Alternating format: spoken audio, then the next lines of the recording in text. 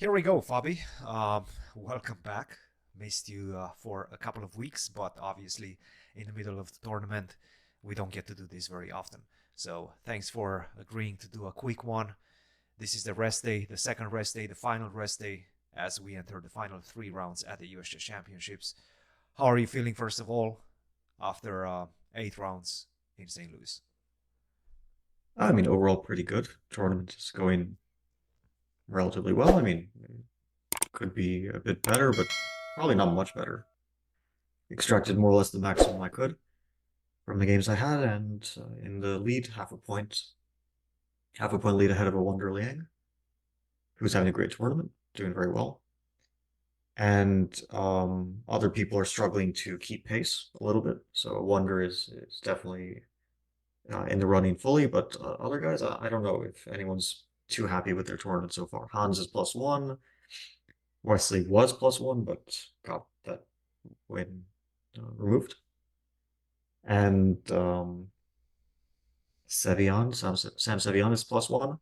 So yeah, it's good. I'm pretty happy. Just last 3 games are tough. It's the end of the tournament, bit tiring. 8 rounds, normally like a 9 round event is normal, so 11 rounds. You can imagine that the last few games are a bit more tiring than usual. I guess that's the big So one. How are you feeling in terms of energy? Because you were mentioning even at the beginning of the tournament that this is one of the most important thing, and Mhm. you've noticed that in recent tournaments, perhaps especially at the Olympiad, I think you told Anastasia that you ran out of energy. How are you Yeah, feeling very right very now? clearly. Very clearly at the Olympiad in the last few rounds, I didn't have the energy. This led to some misses against Richie.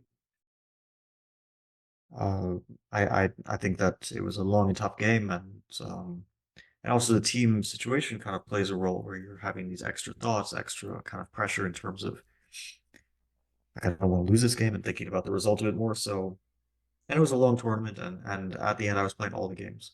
So I didn't play the first round, but then I played 10 rounds in a row, and some of them quite tough against very strong players. So yeah, and it's a bit easier when you're 18, 19, 20 Yeah. to basically like ignore any physical things. Like I don't know, when I was 18, I didn't sleep before games. I was just like, okay, play some video games until 5 in the morning, wake up at 8 and prepare for the game, and then go. No, like it was completely normal. Yeah, yeah, Now I yeah. have to get like 7, 8 hours of sleep, and then still like energy reserves are less than they used to be. I'm not saying that I'm old or anything, but definitely you have to watch your energy levels a bit more. That's you take it for granted, and then at some point you realize, okay, at least I have to take more care. Not that I'm like physically dying or anything, but to keep concentration, and not have any lapses during a game, you have to have pretty much 100% energy. And in normal life, we don't really think about it. Like, okay, I slept for 5 hours instead of 6.5 or whatever, like big deal. But normally you don't have like this sort of thing where if you have 30 seconds lack of concentration, that it can mean you lose a game. So it's a bit specific. Like any sports. I mean, I don't know if people will say it's not a sport, but okay, any sort of competitive field, you kind of have to be at 100%. And chess is similar in that way. So yeah, but I feel okay physically, feel fine. Middle of the tournament was a bit tiring with all the drama that went on. Everyone knows about that, of course. So it was a Sure. bit tiring, Let's more emotionally tiring. let's speak about that since we're on it. Obviously, we kind of touched upon it with Yasser, but uh, a lot of people are wanting and expecting, let's say, and hoping that you would give your take on it. Obviously, we're talking about the Christopher Yu one because you played with him before everything happened, and obviously there was the moment at the chessboard. I don't know whether you can share any thoughts about that or basically anything that you would like to address. Yeah, I don't know him personally too well. Of course, he's a very young guy, 17. I actually thought he was older, but I found out after the game that he's 17. So very young guy, and don't know him personally. Obviously, he's one of the biggest talents in U.S. chess. Um, Clearly emotional after the game, clearly emotional. And I mean, I'll just say like what happened from my point of view, what I saw with it before hearing all the aftermath was that okay, he was saying some things after the game where he had a very promising position, close to winning, ended up losing it. So he said something like, "How could I lose that?" And some things he said were kind of uh, couldn't really understand what he was saying, but more or less the gist was okay. Like, how could I lose that? It was a great position. And at first, I wasn't sure if he was directing it towards me or just venting, just saying things. Uh, and I responded kind of briefly. I thought like maybe he was talking to me, and we'll discuss a bit the game, even though he's agitated. Anyway, yeah, we'll discuss it with him. Um, so I said something like, "Yeah, of course, you had a very, very promising position, and yeah, at some point you must have been much better." Something along those lines. Very generic.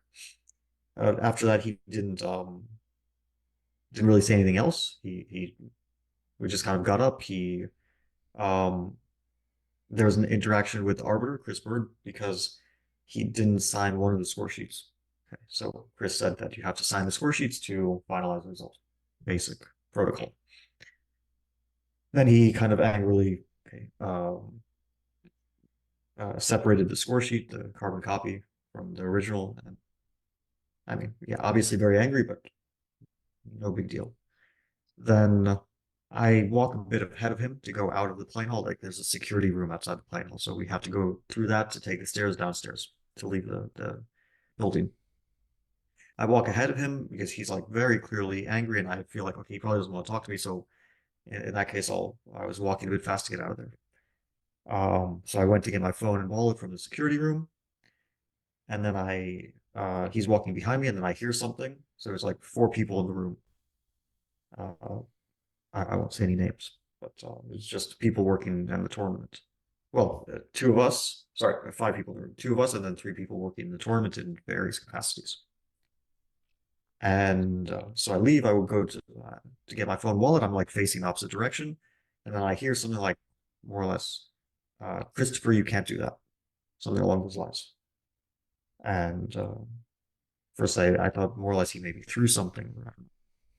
That was my first instinct. Like he threw something, maybe he damaged something, hit the wall. I mean, obviously there's a lot of harmless ways to take your anger out, which maybe aren't too appropriate, but still kind of harmless, you know.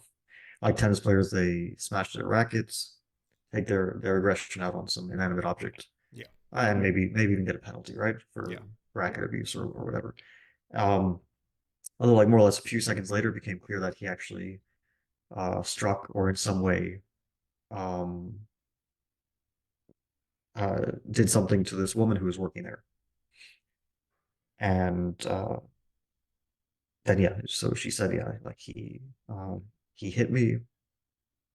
She seemed physically fine, but yeah, more or less like he punched me and punched me in the Yeah. back, I think is what. Yeah. So anyway, I actually didn't see what happened. I didn't see the video after. Of course, there's security cameras, and so there's some video footage of it.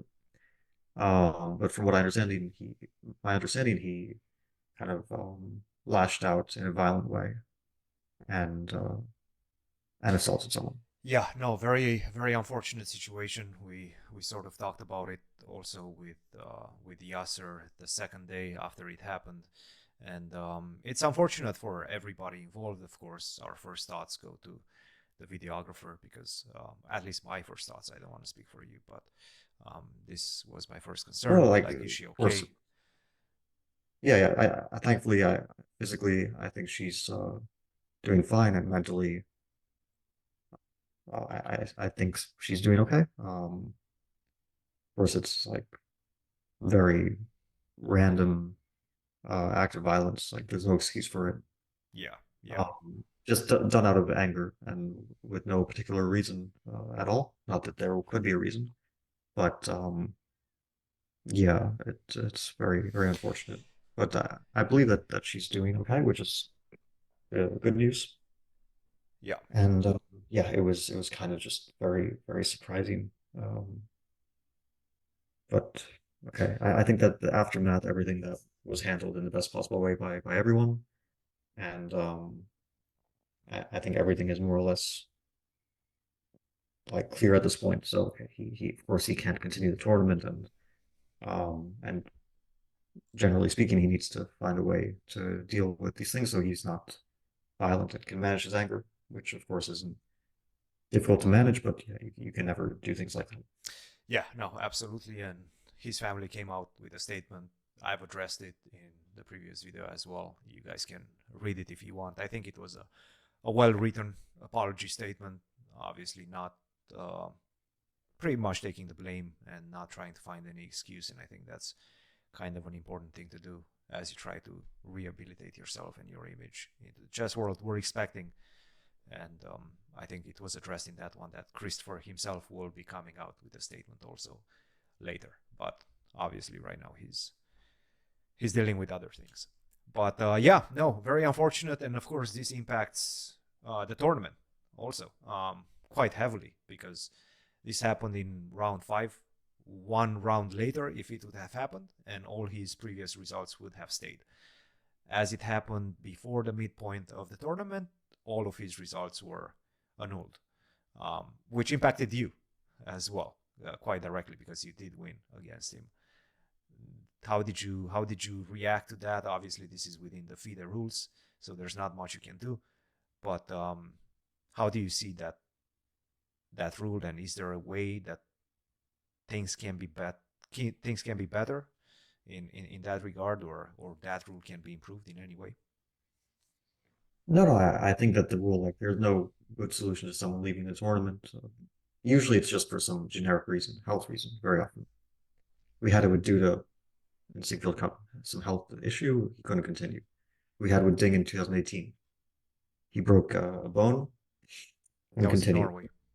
Yeah, sometimes it doesn't impact the tournament so much because there's like they made some draws. Decisive results, of course, impacts the tournament. There's nothing you can do about it.